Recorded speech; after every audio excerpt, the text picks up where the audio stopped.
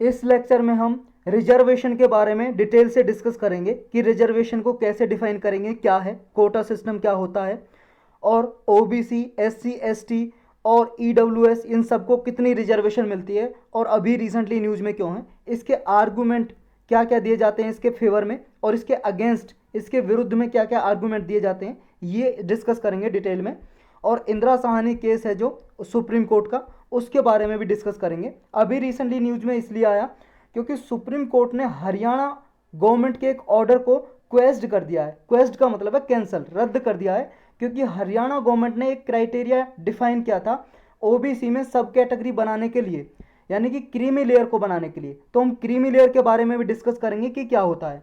तो supreme court का अभी एक ऑर्डर आया जिसमें हरियाणा गवर्नमेंट के नोटिफिकेशन को सेट असाइड कर दिया। सेट असाइड का मतलब है एक तरह से कैंसिल कर देना, कि इसने हरियाणा गवर्नमेंट ने क्या है क्रीमी लेयर डिसाइड की थी और इकोनॉमिक क्राइटेरिया को सोल क्राइटेरिया बनाया था। लेकिन सुप्रीम कोर्ट ने कहा है कि इकोनॉमिक क्राइटेरिया, कोई भी इकोनॉमिक क्राइटेरिया के बेस्ड पे क्रीमी लेयर को डिफाइन नहीं किया जा सकता, यानी कि क्रीमी लेयर को डिफाइन करने के लिए इकोनॉमिक क्राइटेरिया सोल बेसिस नहीं हो सकता। सोल का मतलब है ओनली, ओनली केवल इकोनॉमी के आधार पे कि कौन अमीर है कौन गरीब है, सिर्फ इसके आधार पे डिसाइड नहीं होगा क्रीमी लेयर। तो कैसे डिसाइड होगा वो हम आगे देखेंगे। अब पहले पढ़ते हैं what is the reservation. Reservation को कैसे आप डिफाइन करोगे। रिजर्वेशन आरक्षण बोलते हैं जिसे हिंदी में। सिंपल टर्म में अगर हम बोलें रिजर्वेशन क्या है, कि कोई भी सीट वगैरह गवर्नमेंट जॉब्स में या एजुकेशनल इंस्टीट्यूशन में रिजर्व करना, उसी को बोलते हैं रिजर्वेशन, आरक्षण। यानी कि सरकारी नौकरियों में, एजुकेशनल इंस्टीट्यूशन यानी कि शैक्षणिक जो इंस्टीट्यूशन है, कॉलेज हैं, स्कूल हैं, उनमें सीट रिजर्व करना कुछ certain section of the society के लिए। हमारे इंडिया के कुछ सेक्शन ऐसे हैं जो बहुत ही पिछड़े हुए हैं, और उसका क्राइटेरिया क्या है, पिछड़े हुए का, बैकवर्डनेस का क्राइटेरिया क्या है। बैकवर्डनेस का क्राइटेरिया हमारे संविधान के अनुसार, कॉन्स्टिट्यूशन के अकॉर्डिंग, वो है socially and educationally, socially and educationally backwardness होनी चाहिए। तो ये दो क्राइटेरिया दिए गए हैं, आपको ये क्राइटेरिया याद रखने हैं। सोशली एंड एजुकेशनली बैकवर्डनेस होनी चाहिए, यानी कि सामाजिक रूप से पिछड़े हुए होने चाहिए, और उनके कम्युनिटी में, उनके जो जाति प्रजाति में शिक्षा का अभाव हो, तब उस बेसिस पे किसी को रिजर्वेशन दी जाती है। इस रिजर्वेशन को अफर्मेटिव एक्शन भी बोलते हैं, अफर्मेटिव एक्शन, या फिर बोल सकते हैं पॉजिटिव डिस्क्रिमिनेशन। के डिस्क्रिमिनेशन तो हो रहा है, भेदभाव तो हो रहा है रिजर्वेशन देने के कारण, लेकिन पॉजिटिव डिस्क्रिमिनेशन होता है। क्योंकि भाई साहब देखो, रिजर्वेशन दी जाती है कि इसका जो बेसिस है वो कहा जाता है, कुछ एक्सपर्ट कहते हैं कि रिजर्वेशन क्या है, इक्वलिटी प्रोवाइड करने के लिए दी जाती है। लेकिन कुछ जो अपोजिंग पार्टी है, अब हम मानते हैं देखो ए वो पार्टी है जो रिजर्वेशन को प्रमोट करती है, यानी कि पॉजिटिव मान लेते हैं, और बी वाले ऐसे एक्सपर्ट हैं जो इसके विरुद्ध आर्गूमेंट देते हैं, इसको नेगेटिव मान लेते हैं। यानी कि जो ए पॉजिटिव वाले हैं जो सपोर्ट करते हैं रिजर्वेशन को, वो कहते हैं कि ये इक्वली, यानी कि इक्वली डिस्ट्रीब्यूशन हो सब एजुकेशनल जॉब और इंस्टीट्यूशन का, इसलिए प्रोवाइड की जाती है रिजर्वेशन एजुकेशन इंस्टीट्यूशन में और गवर्नमेंट जॉब में। लेकिन ये कहते हैं बी वाले एक्सपर्ट कुछ कि भाई साहब आप कैसे इक्वलिटी प्रोवाइड कर रहे हो, हमारे संविधान में सबको समान समझने की ये प्रोविजन है, धाराएं हैं, उसका आप उल्लंघन कर रहे हो, क्योंकि आप एक मनुष्य को रिजर्वेशन दे रहे हो दूसरे को नहीं दे रहे हो, तो ये कहाँ से इक्वलिटी हो गई। तो कुछ विरोध करते हैं इसका। लेकिन दूसरे फिर ये ए वाले बोलते हैं कि भाई साहब हम डिस्क्रिमिनेशन तो कर रहे हैं, लेकिन कैसे कर रहे हैं, पॉजिटिव डिस्क्रिमिनेशन कर रहे हैं। यानी कि डिस्क्रिमिनेशन यानी कि भेदभाव दो तरह के होते हैं, एक नेगेटिव और एक पॉजिटिव डिस्क्रिमिनेशन। यानी कि पॉजिटिव डिस्क्रिमिनेशन कैसे हो गया, अब इसको कैसे आप करोगे, इसको मतलब वेरीफाई कैसे करोगे। देखो इस तरह से एक मान लेते हैं पॉजिटिव डिस्क्रिमिनेशन कैसे हो गया ये, कि कुछ एक्सपर्ट बोलते हैं कि मान लो एक मैच चल रहा है कुश्ती का, कुश्ती रेसलिंग जानते हो आप, कुश्ती का मैच चल रहा है, और अगर एक आदमी है 80 किलोग्राम का, और अगर आपको एक दूसरे पर्सन से इसको लड़ाना है, फाइट करानी है, दोनों की कुश्ती करानी है, और अगर आपको इसको 50 केजी के आदमी से लड़ाओगे, तो भाई साहब ये तो अनइक्वलिटी हुई ना। आप कहोगे कि दोनों की हाइट सेम है, इसकी हाइट भी 5 फुट 10 इंच है, इसकी हाइट भी 5 फुट 10 इंच है, तो लेकिन वेट तो बराबर नहीं है ना। तो ये क्या हुआ, डिस्क्रिमिनेशन हो गया। यानी कि कैसा डिस्क्रिमिनेशन हो गया, ये हो गया नेगेटिव डिस्क्रिमिनेशन, कि आप क्या है कि ये 50 किलोग्राम का और 80 किलोग्राम का है, तो दोनों का इक्वल नहीं हुआ। तो अगर आपको लड़ाना है तो दोनों का वेट इक्वल कीजिए, 50 किलोग्राम वाले को 50 किलोग्राम के साथ लड़ाइए और 80 किलोग्राम वाले को 80 किलोग्राम के साथ लड़ाइए। दूसरा आर्गुमेंट ये देते हैं एक्सपर्ट कि जो ए पॉजिटिव वाले हैं, जो डिस्क्रिमिनेशन मतलब कहते हैं कि पॉजिटिव डिस्क्रिमिनेशन है ये, यानी कि रिजर्वेशन को प्रमोट करते हैं। मान लो एक ऐसा एग्जाम्पल लेते हैं कि एक फैमिली है जिसमें 4 मेंबर हैं, उसमें एक माता है यानी कि मदर है, एक पिता है यानी कि फादर हैं, और 2 इनके चिल्ड्रन हैं, बच्चे हैं, C1 और C2। ये 2 लड़के हैं इनके। मान लो एक बच्चा इनमें बीमार हो जाता है और ये बहुत ही गरीब फैमिली से हैं, ये सिर्फ आधा, मान लो कि दूध का एग्जाम्पल ले लो, ये आधा लीटर दूध लेते हैं और इनमें से 2 छोटे छोटे गिलास भर जाते हैं और ये अपने बच्चों को देते हैं दूध, ताकि इनके बच्चे स्वस्थ रहें और अच्छे से पढ़ें और तंदुरुस्त रहें, हेल्दी रहें। तो 2 गिलास हैं, एक गिलास इसको देते हैं, दूसरा इसे देते हैं। तो ये इतना ही अफोर्ड कर सकते हैं, गरीब है, ज़्यादा अफोर्ड नहीं कर सकते, ज़्यादा दूध नहीं ले सकते। लेकिन एक बार क्या होता है कि C1 बच्चा जो वो का है बहुत ही ज़्यादा बीमार हो गया, बहुत ज़्यादा बीमार हो जाता है, इसको हॉस्पिटल में दाखिल करते हैं। तो डॉक्टर कहता है कि भाई साहब, इनके पेरेंट्स से कहता है कि इसे देखिए अभी इसके बॉडी में बहुत ज़्यादा कमजोरी है, तो दवाई भी तभी काम करेंगी तब आपको इसे अच्छे से डाइट दोगे। तो आप इसको क्या है, कम से कम आधा लीटर दूध पिलाइए, आधा लीटर दूध पिलाइए। और आपको पता है ये तो जो फैमिली है, ये फैमिली तो क्या है भाई साहब, अफोर्ड कर ही नहीं सकती, इसके पास तो इतने पैसे ही नहीं है, बहुत ही पुअर है। 2 गिलास दूध एक बच्चे को दो, ये तो सिर्फ आधा लीटर पूरे फैमिली के लिए दूध लेती है, जिसमें से 1 गिलास दे देती है C1 को और 1 गिलास दे देती है C2 को। अब ये कहाँ से दे, 1 गिलास इसको 1 गिलास इसको देती है ये। तो इसने क्या काम किया, पेरेंट्स ने कहा चलो ठीक है कि ये बच्चा क्या है, डॉक्टर ने कहा C2 को, अगर डॉक्टर ने बोला कि देखो C2 बच्चे को आप जो 1 गिलास दूध देते हो, अगर आप इसको नहीं भी पिलाओगे तो भी ये स्वस्थ है, हेल्दी रहेगा, इसे कुछ दिक्कत नहीं होगी, इसलिए आप इसे कम से कम तब तक ये हेल्दी हो जाए तो इसे आप 2 गिलास दूध पिलाइए। तो पेरेंट्स ने क्या किया, चलो बच्चे आप क्या है, C2 है जो C2 बच्चा, आप स्वस्थ हो तब तक आपका भाई स्वस्थ नहीं हो जाता, इसको हम दोनों गिलास दूध देते हैं। तो 2 गिलास दूध इसने पिया तब तक ये स्वस्थ नहीं हो जाता। तो इसी तरह यहाँ पे देखिए फैमिली क्या है, ये फैमिली माता पिता क्या है, ये है हमारा मतलब फैमिली है हमारा देश, ये देश है हमारा कंट्री। और ये बच्चे कौन है, ये हैं हमारे नागरिक, सिटीजन।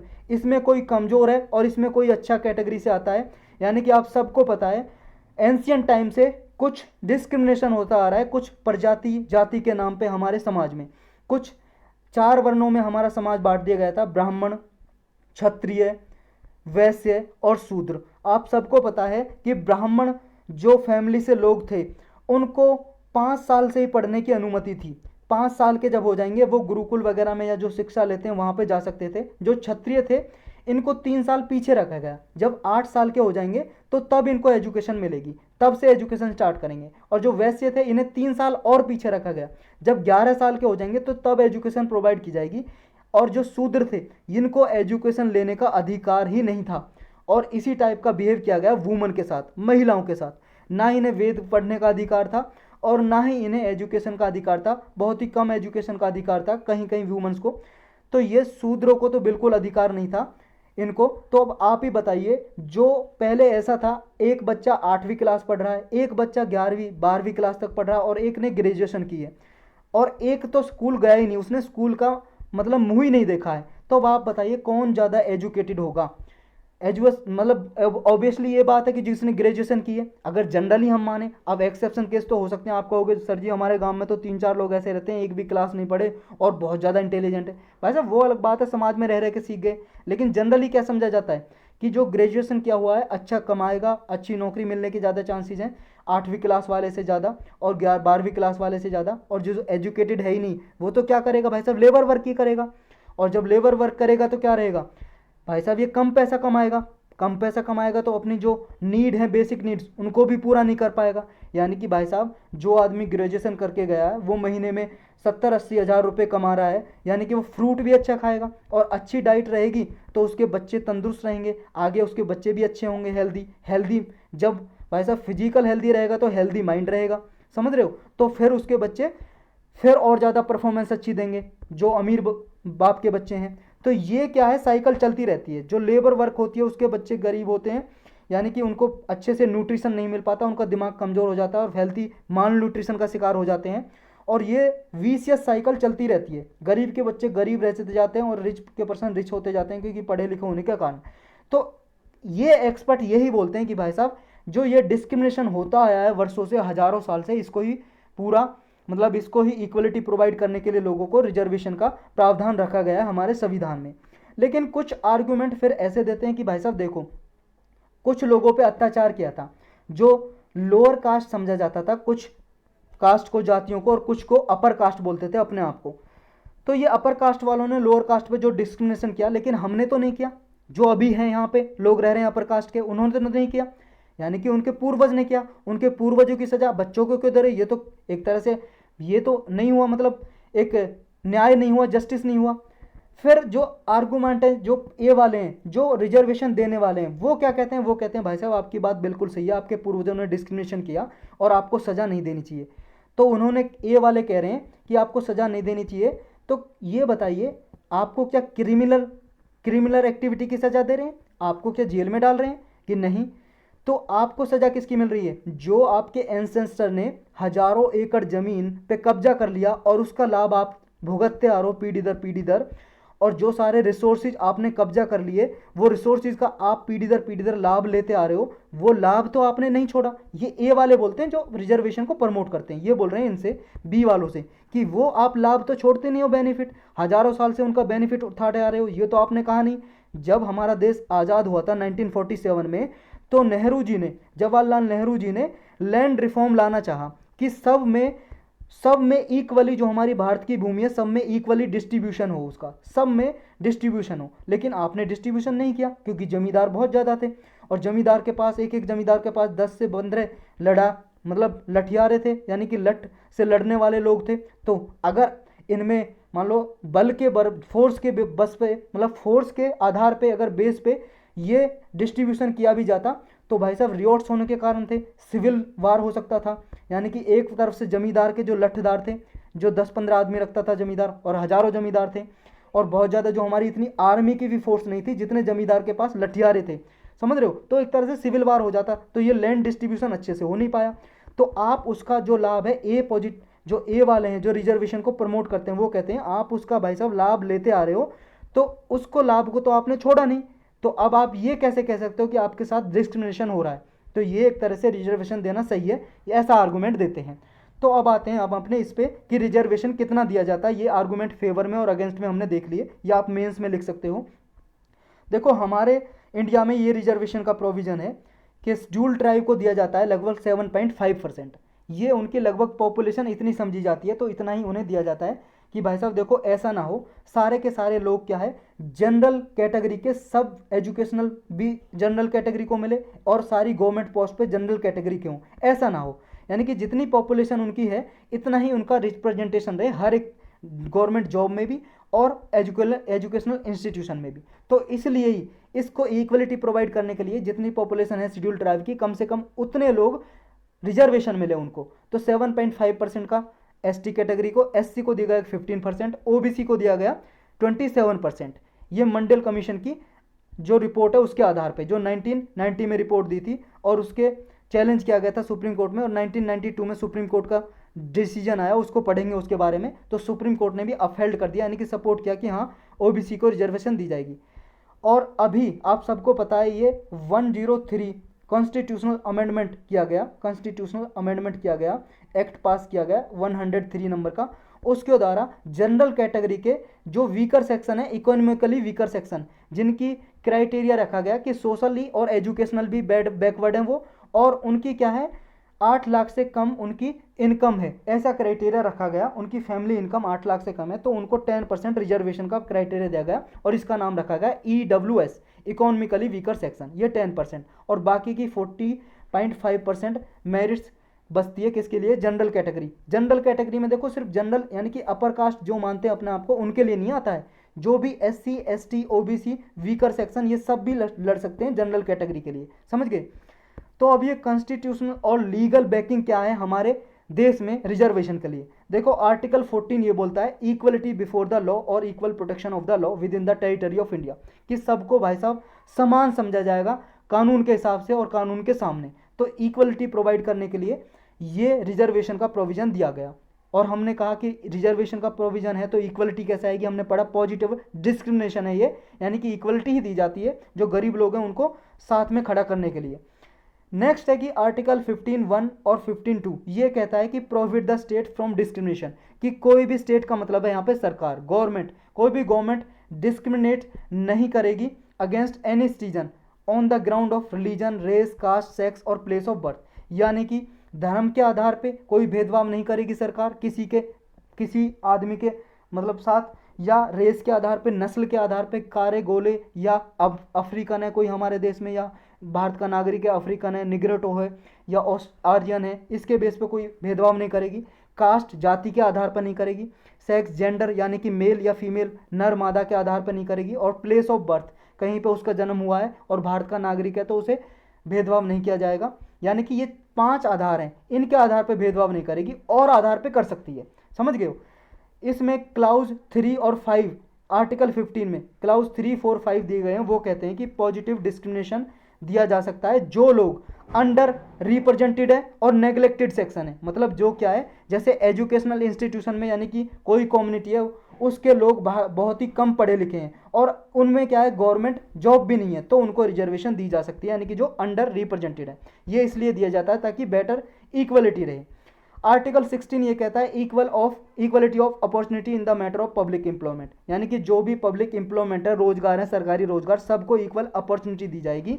आर्टिकल 16 क्लाउज 4 ये बोलता है कि स्टेट को यानी कि राज्य को, सरकार को गवर्नमेंट को कोई भी रिजर्वेशन देने से नहीं रोक सकता अगर किसी कम्युनिटी की अच्छे से रिप्रेजेंटेशन नहीं है, यानी कि नॉट एडिक्वेटली रिप्रेजेंटेड। एडिक्वेटली का मतलब सफिशिएंटली। अगर कोई गवर्नमेंट सर्विस में अच्छे से रिप्रेजेंटेशन नहीं है, कोई कम्युनिटी, उसके लोग क्या है गवर्नमेंट सर्विस में नहीं है, तो उनको रिजर्वेशन दी जा सकती है। इसको रोका नहीं जा सकता सरकार को रिजर्वेशन देने से। ये हमारे आर्टिकल 16 क्लाउज 4 कहता है संविधान का, कॉन्स्टिट्यूशन का।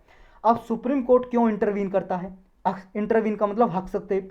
ये इसलिए करता है क्योंकि 2 नोटिफिकेशन जारी की हरियाणा गवर्नमेंट ने अभी, और हरियाणा गवर्नमेंट ने जो क्रीमी लेयर का क्राइटेरिया डिफाइन किया कि इकोनॉमिक बेसिस पे, solely on economic basis, solely का मतलब है ओनली, केवल और केवल इकोनॉमिक बेसिस पे डिफाइन किया क्रीमी लेयर का कॉन्सेप्ट, यानी कि जिनकी 8 लाख से अबव जिनकी है फैमिली इनकम, उनको क्रीमी लेयर में रखा जाएगा कि वो ओबीसी में, ये ओबीसी जो कैटेगरी है उसमें डिफाइन की जा रही है क्रीमी लेयर। तो क्रीमी लेयर क्या है?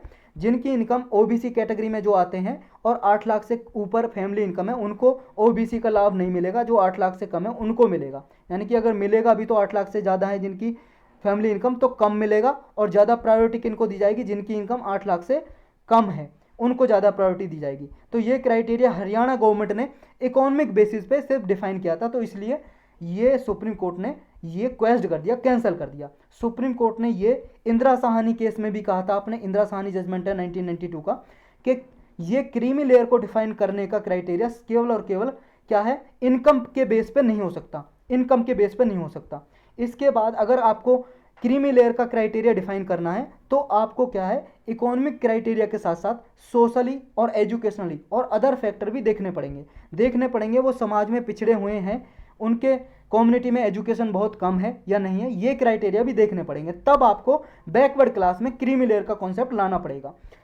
ये क्रीमी लेयर होती क्या है? देखो ये एक ऐसा है, ओबीसी रिजर्वेशन देने के लिए किसी को बेनिफिट देना है तो उसके अंदर ही एक क्राइटेरिया बनाया जाता है जो हमने ऊपर डिस्कस किया, जिसकी फैमिली इनकम 8 लाख से ज़्यादा है पर ईयर की बात हो रही है, 1 साल में, तो उसको क्रीमी लेयर में रखा जाएगा। यानी कि वो ऐसी फैमिली जो 8 लाख से ज़्यादा कमाती है 1 साल में, तो उनके बच्चे सब क्रीमी लेयर में आएंगे, उनको कम लाभ मिलेगा ओबीसी का, और जिनकी 8 लाख से कम है उनको प्रायोरिटी दी जाएगी, उनको पहले लाभ मिलेगा रिजर्वेशन का। तो ये 27% कोटा दिया गया गवर्नमेंट जॉब में ओबीसी को, एजुकेशनल इंस्टीट्यूशन में।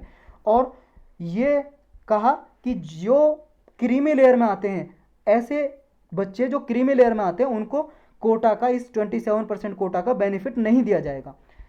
ये बेस्ड था जो सेकंड बैकवर्ड कमीशन था, सेकंड बैकवर्ड क्लास कमीशन था, जिसको फेमसली नाम से जानते हैं, मंडल कमीशन के नाम से, जिसने गवर्नमेंट को रिपोर्ट दी अपनी 13 अगस्त 1990 को। तो गवर्नमेंट ने इसकी रिकमेंडेशन पे नोटिफाई कर दिया 13 अगस्त 1990 को। इससे पहले इसने रिकमेंडेशन की थी, सिफारिश की थी, तो 13 अगस्त 1990 को गवर्नमेंट ने नोटिफाई कर दिया कि जो सोशली और एजुकेशनली बैकवर्ड क्लासेज हैं यानी कि उनको ओबीसी में रखा जाएगा, अदर बैकवर्ड क्लासेज, और 27% रिजर्वेशन दी जाएगी सिविल पोस्ट और सर्विसेज में, डायरेक्ट रिक्रूटमेंट के जरिए फिल किया जाएगा। लेकिन ये भाई साहब जब गवर्नमेंट ने डिसीजन लिया 27% रिजर्वेशन दी जाएगी, तो 1990 में डिसीजन लिया, फैसला लिया गवर्नमेंट ने। ये सरकार का फैसला सुप्रीम कोर्ट में चैलेंज किया गया, पिटीशन डाली।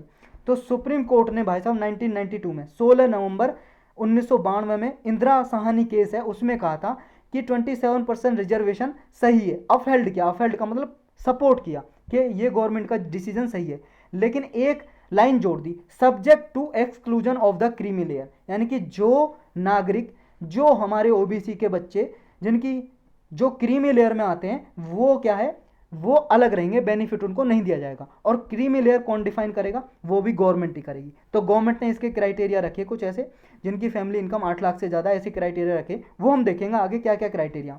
तो ये डिबेट चलती रहती है कि क्रीमी लेयर डिनोट करती है कि जो फॉरवर्ड है, यानी कि जो अच्छे खासे ओबीसी में अच्छी खासी फैमिली है उनको नहीं दिया जाएगा, केवल उन्हीं को दिया जाएगा जो एजुकेशनली और सोशनली बैकवर्ड है, जो एडवांस है उनको नहीं दिया जाएगा। और 1971 में एक संथानम कमेटी थी, संथानम, ये स्पेलिंग गलत लिखी हुई है, संथानम की स्पेलिंग है SANTHANAM, संथानम। ये संथानम कमेटी बैठी थी, उसने 1971 में ये इंट्रोड्यूस किया, क्रीमी लेयर का वर्ड इंट्रोड्यूस किया कि क्रीमी लेयर में जो आते हैं उनको कोटा से बाहर रखा जाए। इंदिरा साहनी केस में जजमेंट में सुप्रीम कोर्ट ने भी कहा कि जो क्रीमी लेयर में आते हैं ओबीसी का, उनको बेनिफिट नहीं मिलेगा ओबीसी कोटा का। और एक कॉन्स्टिट्यूशन बेंच बैठी थी 2018 में, उसने सुप्रीम कोर्ट ने कहा कि SC ST कम्युनिटी में भी ये कंसेप्ट लाना के लिए विचार किया जाए, गवर्नमेंट विचार करे कि जो क्रीमी लेयर का कंसेप्ट ओबीसी में है SC ST कम्युनिटी के लिए भी लाया जाए, यानी कि SC ST कम्युनिटी में जो बेनिफिट मतलब उठा चुके हैं कई सालों से, 50 सालों से उठा रहे आ रहे हैं, और जो अच्छी जिनको एजुकेशनली फैमिली हैं, एजुकेटेड हैं, या फिर वो बेनिफिट ले चुके हैं, तो उनको बाहर रखा जाए, इस पर भी विचार किया जा रहा है। और सेंटर ने नोटिफाई कर दिया कि ओबीसी में क्या है, पर एनम जिनके 8 लाख से ज़्यादा इनकम है ओबीसी में, जो ओबीसी में आते हैं, SC ST के लिए अभी क्राइटेरिया नहीं है, जो ओबीसी में आते हैं उन्हें 8 लाख से ज़्यादा उनकी इनकम है, फैमिली इनकम पर एनम, तो उनको बाहर रखा जाएगा, उन्हें नहीं रखा, मतलब ओबीसी का फ़ायदा नहीं मिलेगा कोटा का, क्रीमी लेयर में आएंगे वो। तो कुछ कैटेगरियाँ जो डिफाइन की गई हैं क्रीमी लेयर के अंदर, यानी कि एक तो इनकम जिनकी बियॉन्ड है 8 लाख से, मतलब जो ऐसे पेरेंट्स जो गवर्नमेंट सर्विस में नहीं है, उनके बच्चों को जो गवर्नमेंट सर्विस में नहीं है, जो सरकारी नौकरी नहीं है जिनके पास, और उनकी इनकम 8 लाख पर ईयर से ज़्यादा है, और ये उनकी देखी जाएगी। देखो जो 18 साल से ऊपर हैं उनके सिबलिंग का मतलब है उनके भाई बहन जो 18 साल से ऊपर हैं, उनकी इनकम नहीं काउंट होगी फैमिली इनकम में, जो 18 साल से नीचे उनकी काउंट होगी। तो ये भाई साहब 8 लाख जो 18 साल से ऊपर हैं उनकी काउंट नहीं होगी, 18 साल से कम है उनकी काउंट होगी, यानी कि 8 लाख से ज़्यादा अगर इनकम होगी तो उनको फ़ायदा नहीं मिलेगा। और एक डिफाइन किया जाता है पेरेंट्स रैंक पे, यानी कि जो गवर्नमेंट सर्विस में है, जो गवर्नमेंट एम्प्लॉय हैं, यानी कि जो सरकारी नौकरी करते हैं, उनके बच्चों को नहीं मिलेगा। ये पेरेंट की रैंक पे डिफाइन होता है, इनकम पे डिफाइन नहीं होता। पेरेंट की रैंक पे ऐसा है कुछ, जैसे मान लो दोनों पेरेंट्स हैं, माता पिता ए, जैसे हमारी जो गवर्नमेंट जॉब है ABCD कैटेगरी में बांटी गई है ना, A ग्रुप की, B ग्रुप की, C की, D की, बहुत ही जो लोअर कैटेगरी में आते हैं, चपड़ासी वगैरह D ग्रुप में आते हैं। तो जो A कैटेगरी में अगर दोनों पेरेंट जॉब करते हैं तो उनको नहीं मिलेगा उनके बच्चों को। अगर मान लो एक पेरेंट A में दूसरा B में, तो भी नहीं मिलेगा। अगर मान लो दोनों B में और 40 साल से पहले पेरेंट्स A 40 साल से पहले ये इनका प्रमोशन होकर A ग्रुप में आ जाते हैं गवर्नमेंट जॉब में, तो भी नहीं मिलेगा उनके बच्चों को। अब इंदिरा साहनी केस से और क्या टेक अवे लिया जा सकता है, देखो 9 जज की एक कॉन्स्टिट्यूशनल बेंच बैठी थी, 9 जज बैठे थे उसमें, जब ये इंदिरा साहनी केस का 1992 में जजमेंट आया था, ये फैसला आया था सुप्रीम कोर्ट ने का। इसने कहा था जो इकोनॉमिक क्राइटेरिया ये ओनली और एक्सक्लूसिवली क्राइटेरिया नहीं हो सकता बैकवर्ड क्लास को यानी कि बाहर निकालने का, यानी कि क्रीमी लेयर को भी डिफाइन करोगे आप, इकोनॉमिक क्राइटेरिया के बेस पे नहीं करोगे सोलली। उसमें भी ये देखा जाएगा कि इकोनॉमिक क्राइटेरिया के साथ साथ ये देखा जाएगा कि सोशली बैकवर्ड हैं या नहीं है, तभी देखा जाएगा। ऐसा नहीं है कि उन चलो कि इकोनॉमिकली चलो वो बहुत अच्छे हैं, 8 लाख से ज़्यादा कमाते हैं, लेकिन उनमें क्या है, पूरी कम्युनिटी में एजुकेशन ही नहीं है, ना ही गवर्नमेंट जॉब में उनमें कोई, यानी कि रिप्रेजेंटेशन नहीं है। तो ये भी देखा जाएगा इकोनॉमिक क्राइटेरिया के साथ साथ। तो सिर्फ बैकवर्ड क्लास को इसके आधार पर नहीं डिफाइन किया जाएगा कि कोई बैकवर्ड क्लास है कि उसकी इकोनॉमिक कंडीशन बहुत ही कम है। बैकवर्ड क्लास जब डिफाइन किया जाएगा तो देखा जाएगा वो सोशली और एजुकेशनली भी बैकवर्ड है, तो ये देखा जाएगा। अब वे फॉरवर्ड में क्या हो सकता है, देखो कुछ जो वो हैं जो ए हमने पॉजिटिव वाले जो सपोर्ट करते हैं रिजर्वेशन को, एक ये भी आर्गूमेंट देते हैं कि भाई साहब देखो, जिसका बच्चा मान लो इंटरनेशनल स्कूल में पढ़ रहा है और बचपन से इंग्लिश बोल रहा है, तो उसके साथ कंपटीशन करना जो सरकारी स्कूल में पढ़ रहा है, ट्यूशन भी नहीं है, एक तो ये इंटरनेशनल स्कूल में पढ़ रहा है रिच पर्सन का बच्चा, और ट्यूशन वगैरह सब उसे अच्छे से, उसके स्कूल में भी इंग्लिश बोली जाती है और उसके घर में भी इंग्लिश बोली जाती है, और ये भाई साहब ग्रेजुएशन तक भी इसे इंग्लिश नहीं आ रही है बच्चे को, जो पुअर फैमिली का है। तो इसलिए भी इनको रिजर्वेशन दिया जाता है भाई साहब, ये compete कराना बहुत ही मुश्किल हो जाता है इस बच्चे को जब मुकाबला करेगा, समझ रहे हो, ये भी आर्गूमेंट देते हैं। तो वे फॉरवर्ड में क्या हो सकता है, यानी कि सॉल्यूशन क्या हो सकता है, देखो देखो, ये इकोनॉमिक क्राइटेरिया के बेस्ड पे इंटायरली जो रिजर्वेशन दी जाती है, ये कोई वन स्टॉप सॉल्यूशन नहीं है। तो इसमें क्या है, फैमिली इनकम के साथ साथ ये क्राइटेरिया दिया जाता है रिजर्वेशन में, सोशली और एजुकेशनली बेस्ड पे दिया जाता है। लेकिन ये रिजर्वेशन क्या है, इसका टाइम पीरियड फिक्स करना चाहिए कि हमें सिर्फ इतने सालों तक ही रिजर्वेशन देनी है, यानी कि ऐसा नहीं होना चाहिए इटर्निटी के लिए, हमेशा हमेशा के लिए रिजर्वेशन नहीं होनी चाहिए, ऐसा क्राइटेरिया नहीं होना चाहिए। तो रिजर्वेशन क्या है, कोई पॉवर्टी एलिवेशन स्कीम नहीं है कि गरीबी कम करने की, एलिवेशन का मतलब है कम करना, पॉवर्टी मतलब गरीबी, गरीबी हटाने की कोई योजना नहीं है रिजर्वेशन। रिजर्वेशन के लिए एक मध्यम मार्ग होना चाहिए, मिडल फोल्ड पाथ होना चाहिए, यानी कि देखो मेरिट और एक्सीलेंस को भी पीछे नहीं हटाना है, और इक्वल अपॉर्चुनिटी भी प्रोवाइड करनी है वनरेबल सेक्शन को, जो वनरेबल यानी कि कमजोर वर्ग है उन्हें इक्वलिटी भी प्रोवाइड करनी है। और देखो जनरली क्या है, रिजर्वेशन तब प्रोवाइड की जाती है, यानी कि मेरिट का भी ध्यान दिया जाता है, कि ऐसा नहीं है सिस्टम में सारे ऐसे लोग आ जाएं कि वो सिस्टम को चला ही नहीं पाए। तो सिस्टम को चलाने के लिए, एडमिनिस्ट्रेटर को चलाने के लिए अगर वो कैपेबल है तभी उन्हें वहाँ पे रखा जाता है, वरना उनका प्रमोशन तब तक नहीं किया जाता जब तक वो कैपेबल नहीं है। यानी कि जो SC ST के जो लोग हैं उन्हें प्रमोशन में भी रिजर्वेशन दी जाती है, कि उन्हें प्रमोट भी पहले किया जाएगा जनरल कैटेगरी से या OBC से पहले। इसलिए किया जाता है क्योंकि देखो जैसे A ग्रेड की पोस्ट है, अगर उस पर मान लो SC ST कैटेगरी का कोई रिप्रेजेंटेशन नहीं है, एडिक्वेटली रिप्रेजेंटेड नहीं है, तो उस केस में उन्हें प्रमोट किया जाता है। ये हमने प्रमोशन में रिजर्वेशन के बारे में अच्छे से पढ़ा है, अलग लेक्चर बना हुआ है पॉलिटी के प्लेलिस्ट में, आप देख सकते हो। तो जब मान लो अगर वो कैपेबल है उस पोस्ट को संभालने के, तभी उसे प्रमोट किया जाता है, लेकिन प्रायोरिटी दी जाती है उसे जनरल कैटेगरी से, लेकिन तभी दी जाती है तब वो कैपेबल है पोस्ट को संभालने के लिए। यानी कि मेरिट वहाँ पे, मेरिट क्या काउंटर नहीं होना चाहिए, ऐसा नहीं हो मेरिट खत्म हो जाए कि वो पोस्ट को संभालने के काबिल नहीं है तब दिया जाए, ऐसा नहीं होना चाहिए। रिसेंट अपडेट ये है कि देखो 127th अमेंडमेंट बिल ये पार्लियामेंट ने पास कर दिया है, यानी कि पास हो गया, अब ये एक्ट बन चुका है। इसमें ये प्रोविजन लाया गया था पार्लियामेंट के द्वारा कि देखो जब 102nd जो कॉन्स्टिट्यूशनल अमेंडमेंट किया था हमारे संविधान में, उसके द्वारा OBC जो कमीशन है वो कॉन्स्टिट्यूशनल स्टेटस दे दिया था, संवैधानिक संस्था बना दी थी कॉन्स्टिट्यूशनल स्टेटस, आर्टिकल 338B जोड़ा गया था। अब ये कॉन्स्टिट्यूशनल बॉडी है OBC कमीशन जो है, लेकिन इसमें यह दिया गया था प्रोविजन थोड़ी हैबेजार्ड थी, मतलब इसमें सुप्रीम कोर्ट ने डिसीजन में कहा था कि अगर OBC लिस्ट बनाती है तो वो कौन बनाएगा, प्रेसिडेंट बनाएगा, प्रेसिडेंट। तो ये स्टेट को पावर नहीं थी, स्टेट से पावर छीन ली थी पहले। इससे पहले स्टेट क्या करते थे, OBC लिस्ट तैयार कि कोई स्टेट में OBC कौन रहेगा, SC कैटेगरी में कौन रहेगा, वो तैयार करते थे।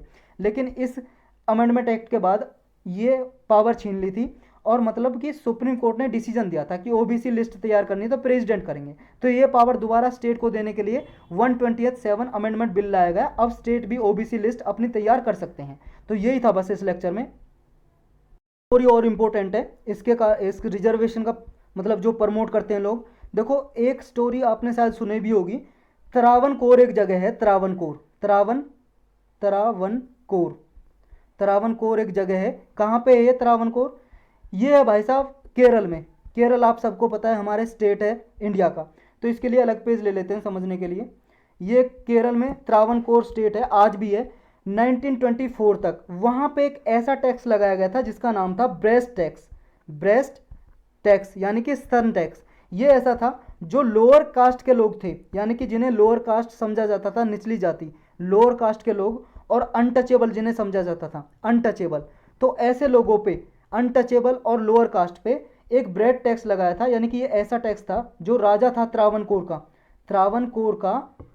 का जो राजा था उसने ऐसा फैसला लिया, डिसीजन लिया कि जो भी महिलाएं निचली जाति की हैं वो अपना महिलाएं क्या हैं कि नाभि से ऊपर यानी कि वेस्ट, कमर से ऊपर अपना जो शरीर है उसे नहीं छुपाएंगी, वहाँ पे कपड़ा नहीं पहनेंगी, सिर्फ नाभि से नीचे यानी कि कमर से नीचे नीचे कपड़ा पहनेंगी और इससे ऊपर कपड़ा नहीं पहनेंगी। अगर यानी कि जो अपने स्तन को छुपाएगी औरत, उसे टैक्स देना पड़ता था, उसे बोलते थे ब्रेस्ट टैक्स या स्तन टैक्स।